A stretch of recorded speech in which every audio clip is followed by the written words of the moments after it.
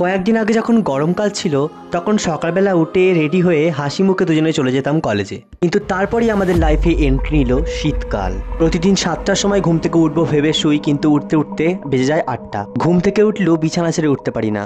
তারপর যখন প্রথম মেঝেতে পাটা ফেলি তখন মনে হয় যেন কেউ 440 ভোল্টের কারেন্ট দিল। তারপরে আসে মেন পার্ট, মানে মুখ ধোয়া।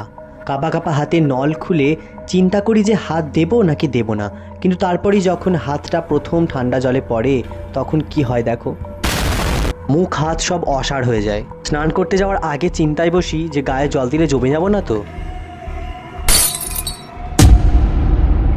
আর মনটা কখন ভাঙে জানো, যখন আধ বালতি জলে 1 হাঁড়ি গরম জল দেওয়ার পরেও দেখি জল ঠান্ডা। স্নান করার পর তো আমার অবস্থা এরকমই হয়, কিন্তু এ বাড়িতে আরও একটা মানুষ আছে যার কিন্তু ঠান্ডা লাগে না। তারই মুখ থেকে শুনে নাও। ঠান্ডা লাগছে না? কিছু বলার নেই, শুধু এরকম সাহসী মানুষকে আমি একটা স্যালিউট জানাই।